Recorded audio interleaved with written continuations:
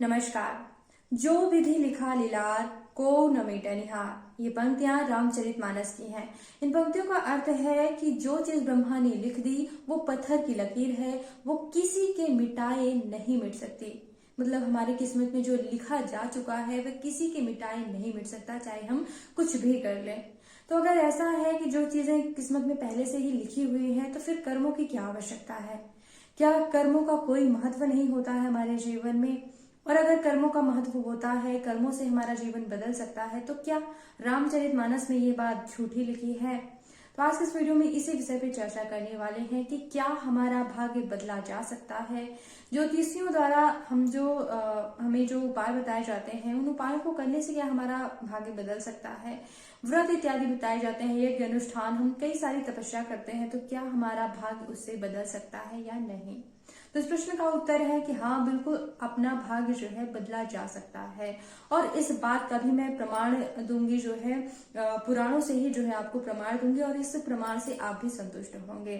और रामचरितमानस में जो बात लिखी है वो भी पूरी तरह से सत्य लिखी है, उसमें कोई भी झूठ नहीं लिखा है। इस बात का भी जो है मैं आपको स्पष्टीकरण दूंगी। तो चलिए जानते हैं कि कैसे जो है अपना भाग्य बदला जा सकता है। देखिए, प्रारब्ध 3 प्रकार का होता है। पहला प्रारब्ध जो कि थोड़े बहुत प्रयास से जो है मिट सकता है, दुर्भाग्य जिसे हम कह सकते हैं। तो ऐसा दुर्भाग्य होता है कि जो थोड़े बहुत प्रयास से, थोड़े बहुत पुण्यों को करने से, थोड़े बहुत अच्छे कर्मों को करने से वो प्रारब्ध मिट सकता है, आपका भाग्य बदल सकता है। यानी कि ज्योतिषियों द्वारा बताए गए जो छोटे छोटे उपाय होते हैं, छोटे छोटे टोटके होते हैं, इन टोटकों को करने से आपका जो है ये प्रारब्ध बदल जाता है, जो कि इसे कमजोर आप कह सकते हैं। दूसरे प्रकार का प्रारब्ध होता है जो कठिन प्रारब्ध होता है, जो मतलब बहुत ही कठिन तपस्या को करने से ही मिट सकता है। कई आप व्रत करते हैं, यज्ञ अनुष्ठान इत्यादि करवाते हैं, तो ऐसा प्रारब्ध जो है कठिन तपस्या के द्वारा ही, कठिन कर्मों के द्वारा ही मिटाया जा सकता है। तो इन दोनों प्रारब्धों में जो है हमारे कर्मों का योगदान होता है। हम अगर कठिन परिश्रम करते हैं, कठिन ऐसे कर्म करते हैं, अच्छे कर्म करते हैं, पुण्यदायी कार्य करते हैं, तो हमारे ये 2 प्रकार के प्रारब्ध जो है मिट सकते हैं, हमारी किस्मत बदल सकती है। अब आता है तीसरा प्रारब्ध जो अत्यंत कठिन होता है, विधि का विधान जिसको कहते हैं, जो ये रामचरितमानस में लिखा हुआ है। ऐसे प्रारब्ध जैसे कि विवाह से संबंधित होते हैं, कई जीवन मृत्यु से संबंधित होते हैं, कई ऐसे प्रारब्ध होते हैं जो विधि का विधान, पत्थर की लकीर होते हैं। ऐसे प्रारब्ध को जल्दी नहीं मिटाया जा सकता है। लेकिन मैं एक प्रमाण आपको देना चाहूंगी कि मुझे ऐसा लगता है कि ये जो सबसे ज्यादा कठिन प्रारब्ध है ये भी मिटाया जा सकता है। वो पुराण का जो है मैं प्रमाण आपके सामने प्रस्तुत करती हूँ। आप सभी जानते हैं महामृत्युंजय मंत्र के बारे में। तो महामृत्युंजय मंत्र की रचना किसने की थी? मार्कंडेय ऋषि ने की थी। मार्कंडेय ऋषि जो है ऐसे पुत्र थे, वो मृकंड ऋषि के पुत्र थे। तो मृकंड ऋषि ने पहले ही ऐसी तपस्या करी थी, बहुत कठिन तपस्या के बाद जो है उन्हें यह पुत्र प्राप्त हुआ था, जिसका नाम था मार्कंडेय। तो उन्हें तपस्या के बाद भी पुत्र प्राप्त हुआ जो अल्पायु का था, जिसकी केवल 12 वर्ष ही आयु थी। अब मार्कंडेय ऋषि को जब ये पता चला, उनके माता पिता दुखी रहने लगे। जैसे ही वे 12 वर्ष के मतलब होने लगे तो वो दुखी रहने लगे। तब मार्कंडेय ऋषि ने जो है तपस्या की भगवान भोलेनाथ की, जिसके बाद उन्होंने जो है यही जो हम सभी महामृत्युंजय मंत्र के बारे में जानते हैं, उनकी उन्होंने रचना की। इस महामृत्युंजय मंत्र का उन्होंने जप किया, और इस जप के प्रभाव से भगवान भोलेनाथ ने स्वयं आकर के उन्हें लंबी आयु का वरदान दिया, उन्हें लंबी आयु प्रदान की। जबकि ये तपस्या से पैदा हुए थे, तो पहले ही भगवान ने ये कह रखा था। अगर भगवान ने कोई बात कही है कि ये अल्पायु पुत्र है, भले ही हम तपस्या से दे रहे हैं लेकिन अल्पायु पुत्र है, फिर भी आकर भगवान ने जो है अपना कहा हुआ टाला। यानी कि भगवान के कहा हुआ पहले से ही पत्थर की लकीर था, लेकिन फिर भी तपस्या के बाद जो है भगवान ने उस अपना कहा हुआ जो है उसको टाला।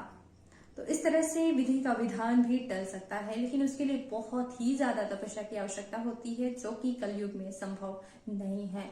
लेकिन 2 प्रकार के जो हमने प्रारब्ध पहले कहे हैं, उनको मिटाने का प्रयास बिल्कुल किया जा सकता है। और इसके प्रयास के लिए मैं आगे वीडियो डालती रहती हूँ कि क्या हमें करना चाहिए। इसके लिए भगवान के नाम का जप बहुत ही ज्यादा महत्वपूर्ण होता है। भगवान के एक एक नाम के जप से कई जन्मों के पाप जो है क्षीण हो जाते हैं, कई जन्मों के पाप जो है समाप्त हो जाते हैं। तो माला जप करें या फिर मानसिक जप करें, मानसिक जप का तो और भी ज्यादा महत्व होता है। तो केवल भगवान का नाम ही है जो आपकी कई जन्मों के पापों का नाश करता है। तो ये जो शुभ अवसर बताए जाते हैं, आप सभी ने देखा होगा कि लोग कहते हैं कि आज ये शुभ नक्षत्र है, बहुत ही ज्यादा शुभ दिन है, आज पूर्णिमा है, आज अमावस्या है, आज संक्रांति है, आज सूर्य ग्रहण है, बहुत ही शुभ दिन है मंत्र जप करने का, कोई भी साधना करने का। आज महाशिवरात्रि है तो बहुत ही शुभ दिन है, शरद पूर्णिमा है।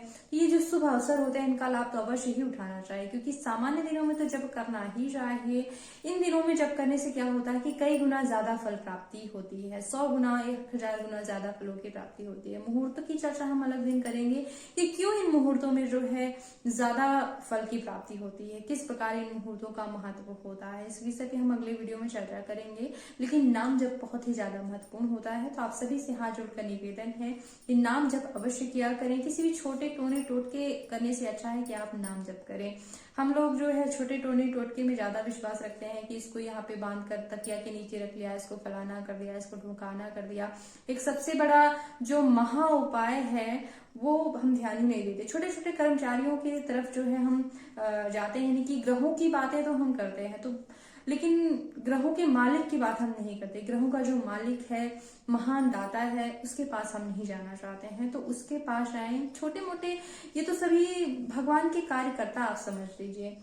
तो अक्सर कोशिश किया करें कि उच्चाधिकारी के पास जाया करें, अपने इष्ट देव के मंत्रों का जप किया करें, ना कि छोटे मोटे उपाय किया करें। और ये जो मैंने 3 प्रकार के प्रारब्ध बताए हैं, मंद, मध्यम और अत्यंत कठिन प्रारब्ध, तो ये प्रारब्ध से संबंधित बातें मैंने शंकराचार्य जी के मुख से सुनी है।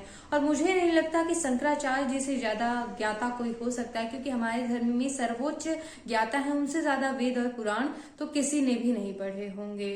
तो उन्हीं के श्रीमुख से मैंने ये बात जो है सुनी थी। तो अगर मैं आपको आपके दुर्भाग्य को क्षीण करने का उपाय बताना चाहूँ तो आपको आपके इष्ट देव के नाम का जप अवश्य करना चाहिए। अगर आपके इष्ट देव भगवान भोलेनाथ हैं तो रुद्राक्ष की माला पर, अगर आपके इष्ट देव भगवान विष्णु हैं तो फिर तुलसी की माला पर आपको उनके नाम का जप अवश्य करना चाहिए।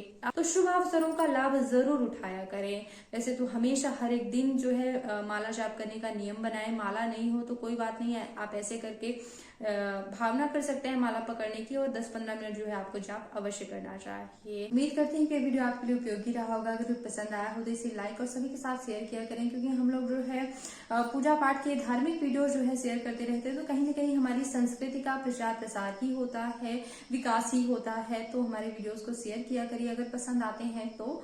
और आप मुझे इंस्टाग्राम में भी फॉलो कर सकते हैं, वहां पे भी कोशिश करूंगा अगर आप सभी के कोई प्रश्न है तो वो जवाब दे सकूं। और एक बार मेरे चैनल पे जरूर आइएगा। अगर आप रामचरितमानस का पाठ करना सीखना चाहते हैं, कोई भी व्रत इत्यादि करते हैं, तो सभी आने वाले व्रतों त्योहारों की पूजा विधि करके वीडियो उपलब्ध कराती रहती हूँ। तो एक बार चैनल पे जरूर आइएगा, सब्सक्राइब कीजिएगा, बेल आइकन पर प्रेस कर लेंगे तो आगे आने वाले वीडियोस के नोटिफिकेशन आपको मिलते रहेंगे। वीडियो देखने के लिए बहुत बहुत धन्यवाद। ओम नमः शिवाय।